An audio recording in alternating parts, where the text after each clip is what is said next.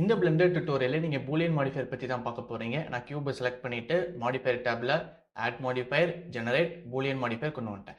Boolean modifier பத்தி சுருக்கமா சொல்லணும் அப்படின்னா, ஒரு ஆப்ஜெக்ட் வச்சு நம்ம இன்னொரு ஆப்ஜெக்ட் கட் பண்ணவும் முடியும், ஹோல்ஸ் கிரியேட் பண்ணவும் முடியும். அதே மாதிரி இங்க இன்டர்செக்ட், யூனியன், டிஃபரன்ஸ்ன்னு சொல்லி 3 ஆப்ஷன் இருக்கும்.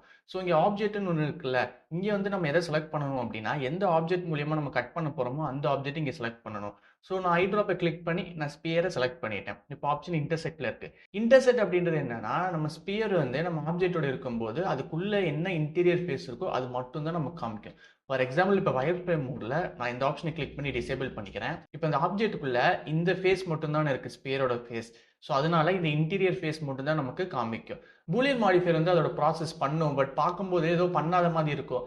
நீங்க வந்து சால்வரை வந்து ஃபாஸ்ட்னு மாத்துறீங்கன்னா உங்களுக்கு வந்து டிஃபரன்ஸ் தெரியும். பட் இருந்தாலும் சில டைம் அப்படியே இருக்கும். ஆனா ப்ராசஸ் பண்ணியிருக்கும். இப்போ நான் வந்து அப்ளை பண்ணிடுறேன். நான் அந்த ஸ்பியரை டெலீட் பண்ணிட்டேன்னா பார்த்தீங்களா, நமக்கு இன்டீரியர் ஃபேஸ் இருக்கா?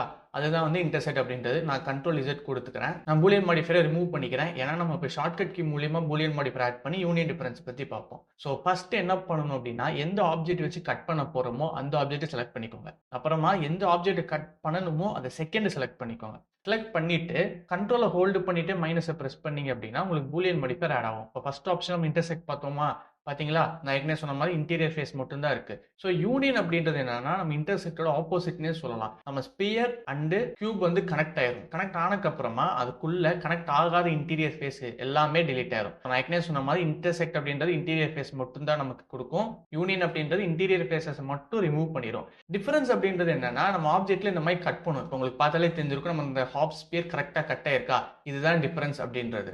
பூலியன் மாடிஃபையர் அப்படின்றது இவ்வளவுதான். ஸோ அடுத்த மாடிஃபையர் வந்து என்ன இருக்கு, டெசிமேட். ஸோ டெசிமேட் பத்தி ஈஸியா எக்ஸ்பிளைன் பண்ணலாம். அதோட அதில் ஒரு சின்ன ட்ரிக் இருக்கு. நான் உங்களுக்கு அடுத்த வீடியோல நான் உங்களுக்கு அதை பத்தி சொல்றேன்.